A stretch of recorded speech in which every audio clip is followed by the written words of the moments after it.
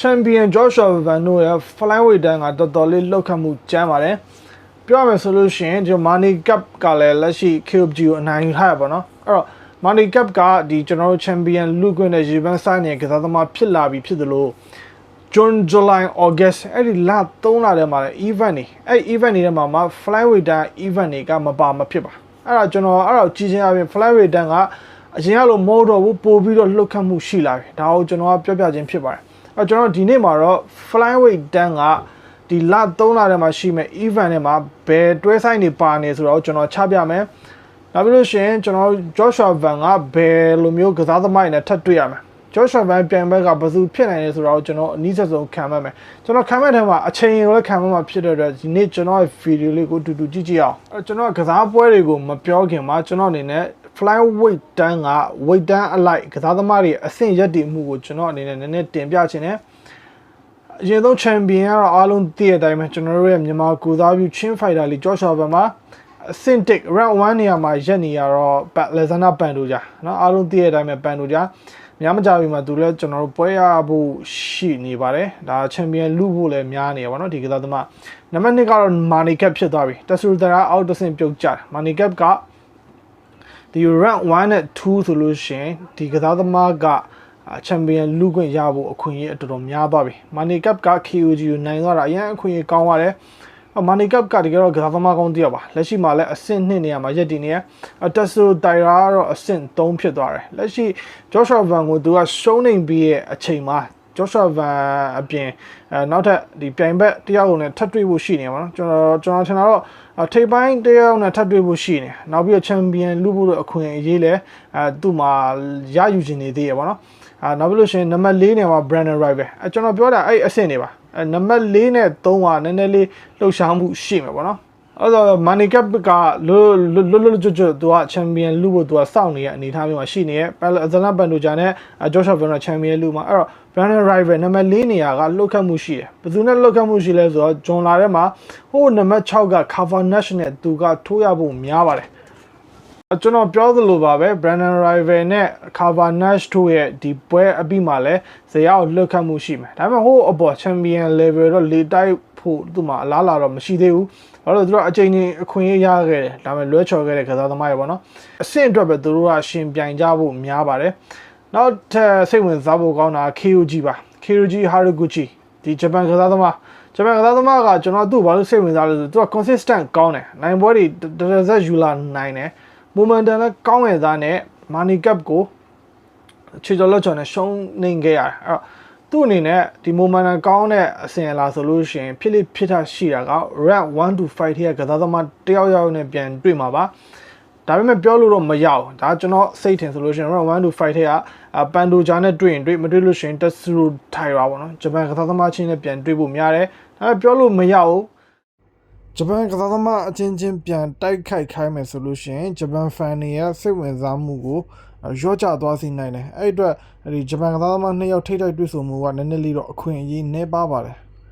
UFC ဆိုတာအများအားကစားသမားအသစ်တွေကိုတွေးတက်လောင်းနေတာကျွန်တော် champion ကိုပဲကြည့်ပါကျွန်တော် champion လေး Joshua Van ဆိုလို့ရှိရင်လည်းသူလာခဲ့တဲ့ချိန်လည်းအရန်ကျဲတယ်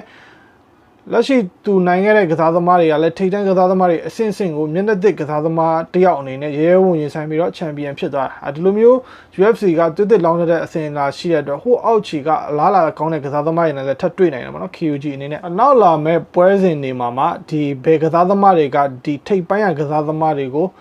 လေခက်ချမ်းတိုက်နိုင်လောက်တဲ့အဆင့်ရှိလဲဆိုတော့ကျွန်တော်ပွဲစဉ်စရာကိုကျင်းနေကျွန်တော်ဗီဒီယိုလေးတူတူဆက်ကြည့်ကြည့်အောင်ဂျွန်လာရဲ့နောက်ဆုံး event ပေါ့အဲ့ event လို့ပြောလို့ရတဲ့Physius နဲ့ Taurus တို့ရဲ့ event အဲ့ဒီပွဲထက်ပြစိတ်ဝင်စားစရာကောင်းတဲ့တွဲဆိုင်ရာ flyweight တန်းကချာဂျွန်စင်နဲ့ Emma Bayev တို့ရဲ့တွဲဆိုင်ချာဂျွန်စင်ဆိုတာအားလုံးသိပြီးသား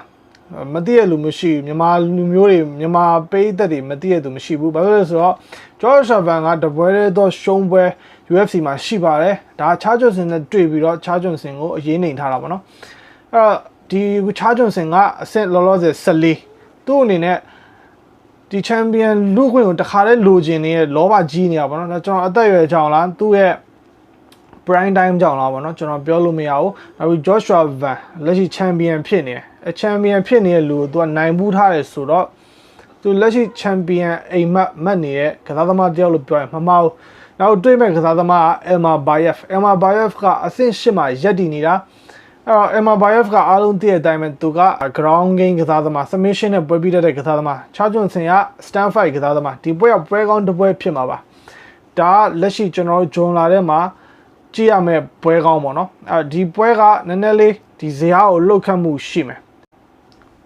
အဲ့တော့ပြောလို့မရဘူးချာဂျွန်ဆင်တော့၎င်းအမ်မာဘာယပ်ဆို၎င်းနိုင်တဲ့သူကဒီထိတ်တန်းကစားသမားတစ်ယောက်ဖြစ်ဖို့အခွင့်အရေးရှိမယ်ပေါ့နော်အဲ့တော့နိုင်တဲ့သူကနောက်တစ်ဆင့်မှာ1 to 5ထဲကကစားသမားတွေနဲ့တွေ့ဖို့များပါတယ်လက်ရှိအမ်မာဘာယပ်ကအဆင့်8သူတို့နှစ်ယောက်က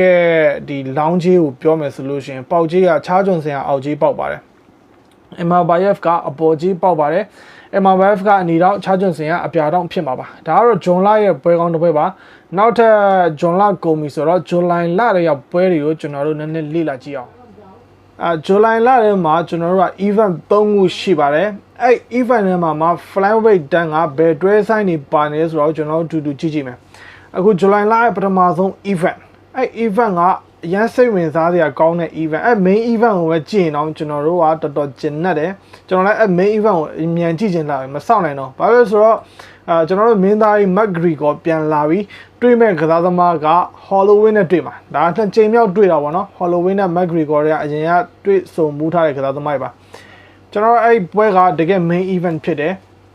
ဒီအိမ်ဘီရောတွဲဆိုင်ပြီးရင်လူစိတ်ဝင်စားမှုအများဆုံးတွဲဆိုင်နေဖြစ်ပါတယ်အဲ့ဒီမှာကျွန်တော်တို့ရဲ့ flyweight တန်းမှာဘယ်ကစားသမားတွေရှိနေလဲဆိုတော့ကြည့်ရမယ် flyweight တန်းမှာတကယ်ဒိတ်ကျေကစားသမားတွေလည်းပါဝင်နေပါတော့ဒီ event တစ်ခုလုံးကတကယ်တွဲဆိုင်တွေကပွဲကောင်းနေပြီပဲဘာလို့လဲဆို flyweight တန်းမှာလည်းပွဲကောင်းမယ်အားလုံးသိတဲ့အတိုင်းပဲ Brandon Rival နဲ့ Cabernet Brandon Rival ကအဆင့်4 Cabernet ကအဆင့်6ဒီကစားသမားနှစ်ယောက်စလုံးကလည်းခုနကပြောတဲ့ဒီ champion level ထိပ်ပိုင်းကိုနည်းနည်းလေးလှုပ်ခတ်မဲ့အလားအလာမှာရှိတယ်Brandon Rival ကတကယ်ဇွဲကောင်းကောင်းနဲ့အနာမှာရက်နေရကြာပြီဗျဒီ1 to 5ထဲမှာသူရက်နေရကြာပြီCabernet ကတော့ချာဂျွန်ဆင်ကိုရှုံးပြီးတဲ့ပွဲကလွယ်လို့ကျန်တဲ့ပွဲတွေအားလုံးကိုသူကအနိုင်ပြတ်သားတဲ့အနိုင်နဲ့နိုင်တာပေါ့နော်Cabernetကလည်း K သူတယောက်မဟုတ်ဘူးလက်ရှိ ranking အဆင့်ကလည်း6ခြေလန်းတော်ကျဲပါတယ် Joshua Van လိုပဲခြေလန်းကျဲတယ်ကျွန်တော်ခုနပြောနေတဲ့စကားသွေးတစ်လောင်းတယ်ဒါသွေးတစ်လောင်းတဲ့ကစားသမားတယောက်တော့ကစားသမားတွေကတယောက်ဖြစ်ပါတယ်လက်ရှိဒီတွဲဆိုင်ကကျွန်တော်အရင်စိတ်ဝင်စားတယ်ဒါ flyweight တန်းကဒီဂျွန်လာရဲ့ပထမအပတ်မှာကြည့်ရမှာ Brandon Rival နဲ့ Cabernet ပေးတဲ့ကြီးကကျွန်တော်တစ်ချက်လောက်ခံမှန်းပေးခဲ့ပါ Cabernet နိုင်မယ်ဆိုလို့ရှိရင် Cabernet Brandon Rival ဆက်ပြီးတော့နိုင်နေအောင်မယ်ဆိုလို့ရှိရင် Brandon Rival နိုင်မဲ့လူရဲ့နာမည်လေးကို comment မှာတစ်ချက်လေးမှတ်ငယ်ပေးပါဒီတွဲဆိုင်မှာကျွန်တော်ရဲ့စိတ်ကြိုက်ကစားသမားကိုရွေးချယ်ပါဆိုရင်တော့ကျွန်တော်ကအောက်ကြီးပေါက်နေတဲ့ Brandon Rival ကိုပဲကျွန်တော်ကပုံအောချင်တယ်။ဘာဖြစ်လို့လဲဆိုတော့အတွေ့အကြုံပိုင်းမှာရောမာဂုံပိုင်းမှာရောသူကအများကြီးလုပ်ပြခဲ့ပြီးပါပြီ။ Cabernet ကလက်သီးပြင်းပြင်းနေတော့ရှိတယ်။ Cabernet ကလက်သီးပြင်းပြင်းတွေကိုတောက်ခံထားနိုင်မယ်။တော့မကြောက်ဆိုရင် Brandon Rival ကဒီပွဲကိုစားသွားပါလိမ့်မယ်။အဲ့ဒီ July 12ကတွဲဆိုင်ထဲမှာ flyweight တန်းက2ဆိုင်ပါတယ်။နောက်ဆုံးတစ်ဆိုင်ကကြတော့ OD နဲ့ Cody Darden တို့ရဲ့တွဲဆိုင် OD ကဂျမေကာကစားသမားအားလုံးသိတယ်။ Cody Darden ကလည်းအားလုံးသိပြီးသားရှင်းနေပြီးသား Joshua Van ကအမောက်တိတ်ထားတဲ့ကစားသမားဒီနှစ်ယောက်ကထိုးရှင်မဲ့ထိုးသက်ကြတာ run တစ်ခုအတွက်ပဲရှင်မဲ့ထိုးသက်တာပေါ့နော်နိုင်တဲ့ကစားသမားက ranking level လေးတစ်ခုလောက်တော့upgrade တစ်ခုဖြစ်မှာပေါ့နော်အဲ့တော့ကျွန်တော်ထင်တာတော့ဒီတွဲဆိုင်မှာကျွန်တော်ကကိုဒီတာတမက်ဆက်ပြီးတော့နိုင်သွားဖို့ရှိတယ်ပေါ့နော် OD ရဲ့ပုံစံကိုကျွန်တော်အနေနဲ့ကျွန်တော်စိတ်ကြိုက်ကစားသမားမျိုးမဟုတ်ဘူးကျွန်တော်တခါတည်းကျွန်တော်သုံးသပ်မယ်ဆိုလို့ရှိရင်ကိုဒီတာတန်ကပဲဒီပွဲကိုဆက်နိုင်သွားနိုင်ပါတယ်ဇူလိုင်လရဲ့ဒုတိယ event ဖြစ်တဲ့ Duplessis နဲ့ Osman တို့ရဲ့ဒီ event main event အောက်မှာကျွန် flyweight တန်ကတပွဲတော့လက်ရှိလောလောဆယ်ပါထားသေးတယ်ကျွန်တော်ထင်တာတော့နောက်ထပ်တပွဲကိုရှိမလားပေါ့နော်အဲ့လိုမျိုးကျွန်တော်ခံမှန်းတယ်ဒါအနားနီးလို့ရှိရင်ထပ်ပြီးတိုးလာတဲ့ပွဲတွေလည်းရှိကောင်းရှိနိုင်တယ်ထပ်တိုးလို့ရှိရင်ကျွန်တော်ထပ်ပြီးတော့ကြီးညာပေးပါမယ်ဗျကျွန်တော်ရဲ့ channel လေးကိုတော့ subscribe လုပ်ထားဖို့လိုပါတယ်အဲ့ဒီမှာ flyweight တန်းကလောလောဆယ်တပွဲပါနေတယ် Alden Correa ရဲ့ Stewart Nico ရဲ့ပေါ့နော်တယောက်ကတော့ American တယောက်ကတော့ Australia နှစ်ယောက်စလုံးက မတိမ်မရိမ့်နေပဲတယောက်က15ပွဲကစား3ပွဲရှုံးတယောက်က17ပွဲကစား3ပွဲရှုံးပေါ့နော်နှစ်ယောက်စလုံးက stand fight ကစားသမားတွေဒီပွဲတစ်ပွဲရှိနေရဆိုတာကျွန်တော်ကြေညာပေးတာဖြစ်ပါတယ်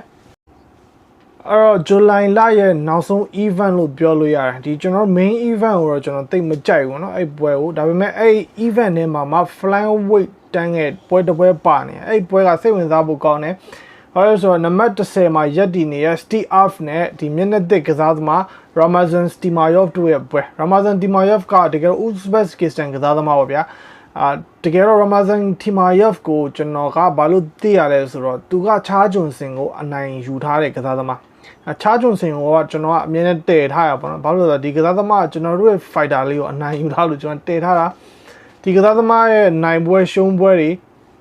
နဲ့ပတ်သက်ခဲ့ဘူးတဲ့ကစားသမားတွေဆိုလို့ရှိရင်ကျွန်တော်နည်းနည်းအမှတ်တရတော့ရှိတယ်အခုကျွန်တော်လည်းနည်းနည်းပေးသက်ကြီးသိအောင်ကြေညာပေးတာဖြစ်ပါတယ် Ramazan Stimayev က stand fight ကစားသမားသူ့ရဲ့ဒီသမိုင်းမှာလည်းချားဂျွန်စင်လိုကစားသမားမျိုးကို stand fight နဲ့ပဲအနိုင်ယူထားတာပေါ့နော်ဒီလိုမျိုးစားရှိတဲ့ကစားသမားဖြစ်တယ်ဒီပွဲကတကယ်တော့ကြည့်လို့ကောင်းမဲ့ပွဲလက်ရှိဒီပွဲနဲ့ပတ်သက်ပြီးတော့ကြေးပါညာဒီ UFC ကဘာမှတော့တင်ပြထားခြင်းတော့မရှိသေးဘူးပေါ့နော်အပြောင်းလဲရှိရင်လည်းကျွန်တော်ဒီပိတ်သက်ကြီးကိုကျွန်တော်ပြောပြပေးပါမယ်ကျွန်တော် channel လေးကို subscribe လုပ်ထားဖို့လိုပါတယ်အဲ့တော့ Steve Off နဲ့ဒီ Ramazan Stimayev တို့ကိုရောဘယ်သူနိုင်မယ်ထင်ပါလဲနိုင်မဲ့ကစားသမားကိုကျွန်တော်ကိုနာမည်လေးရေးခဲ့ပေးပါကျွန်တော်ကတော့ Ramazan Stimayev ကိုပို့ပြီးတော့စိတ်ဝင်စားပါတယ်အခုကျွန်တော်တင်ဆက်ခဲ့တာကဒီဂျွန်လမှာရှိတဲ့နောက်ဆုံး event အဲ့ဒီမှာ flyweight တွဲဆိုင်နောက်ပြီး July လမှာရှိ event 3ခုတွေက flyweight တွဲဆိုင်တွေကိုဘယ်ပွဲတွေကစိတ်ဝင်စားစရာကောင်းတယ်ဘယ်ကစားသမားတွေပါဝင်နေဆိုတာကျွန်တော်ပေးသက်တီအောင်ကျွန်တော်ချပြပေးခဲ့တာဖြစ်ပါတယ် August လမှာတော့ event တွေထွက်လာပါပြီ event နှစ်ခုကတော့Islam Makhachev တို့ပါတဲ့ event တွေပါတယ်ပေါ့နော်အဲ့ဒါမှ flyweight တွဲဆိုင်တွေတော့ချပြထားခြင်းတော့မရှိသေးဘူးအကဲဒီ event တွေမှာစိတ်ဝင်စားစရာကောင်းတဲ့တွဲဆိုင်တွေရှိရင်ကျွန်တော်ကပေးသက်ကြီးကိုချပြအောင်မှာဖြစ်ပါတယ်အရေးကြီးဆုံးတစ်ချက်ကကျွန်တော်တို့ Champion League Joshua Van နဲ့ Pantoja တို့ကဘယ်တော့ထိုးတက်ကမှာလဲဒါပေးသက်ကြီးစိတ်ဝင်စားနေရပေးသက်ကြီးကတော်တော်များများလည်းကျွန်တော်မေးကြရပါတော့ဒီတွဲဆိုင်ဘယ်တော့လောက်ဖြစ်နိုင်လဲကျွန်တော်ခံမှန်းမိသလောက်က August လကိုကျွန်တော်နည်းနည်းလေ့လာကြည့်တာ August လမှာတွဲဆိုင်နှစ်ဆိုင်နဲ့ main event ပွဲကြီးတွေဒီနှစ်ခုလောက်တော့ရှိရပါတော့ဒါပေမဲ့နောက်ဆုံး event မှာတော့ဘာမှချပြထားခြင်းမရှိသေးဘူး main event နေရာကကွက်လက်ဖြစ်နေရဆိုတော့မမဟုတ်ဆိုလို့ရှိရင်ဒီ flyweight တန်းရဲ့ main event မြန်ဖြစ်နိုင်လားပေါ့နော် Pantoja နဲ့ Joshua Van တို့ကဒီ event မှာမြန်ဖြစ်နိုင်လားဒါကျွန်တော်ရဲ့ထင်ကြီးဖြစ်ပါတယ်ဘာလို့ကျွန်တော်ကဒီလိုပြောလဲဆိုတော့လက်တလောမှာနိုင်သွားတဲ့ Money Cap နဲ့ KOG ဗျာ KOG နဲ့ Money Cap ကဒီဂျွန်လာထဲမှာထိုးတက်တာနိုင်သွားပြီဂျွန်August ထဲမှာJoshua Van နဲ့အကေ flyweight ဒီ champion လူပဲပေါ့နော် champion လူပဲကျင်းပနိုင်မယ်ဆိုလို့ရှိရင်နောက်နှစ်အစပိုင်းလောက်ဒါမှမဟုတ်နှစ်ကုန်ပိုင်းလောက်မှာဒီလိုမျိုး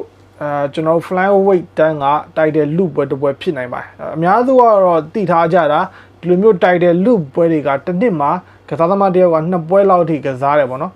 trainချက်အနေနဲ့မြန်ဒီနှစ်ကုန်ပိုင်းလောက်မှာMoney Cap အတွက်ဒီကျွန်တော်တို့ Pantoja နဲ့ Joshua Van တို့ကနိုင်ခဲ့တဲ့ကစားသမားကသူနဲ့မြထိတ်တိုက်တွေ့လိမ့်မလားပေါ့နော်ဒီလိုမျိုးစိတ်ဝင်စားပွဲကျွန်တော်စောင့်ကြည့်ရမှာဖြစ်ပါတယ်ဒါကျွန်တော်က Joshua Van နဲ့ဒီထိတ်တန်း3ယောက်ကိုကျွန်တော်အနေနဲ့ဒီခံမှန်းကြည့်ထုတ်တာပါနောက်များပါလဲဒီလိုမျိုးစိတ်ဝင်စားစရာကောင်းတဲ့ဗီဒီယိုလေးတွေ UFC ရဲ့စိတ်ဝင်စားစရာကောင်းတဲ့တွဲဆိုင်တွေကိုကျွန်တော်ကတင်ပြအောင်မှာဖြစ်တဲ့အတွက်ကျွန်တော် channel လေးကို subscribe လုပ်ထားဖို့လိုပါမယ်အားလုံးစီးပါခင်ဗျာ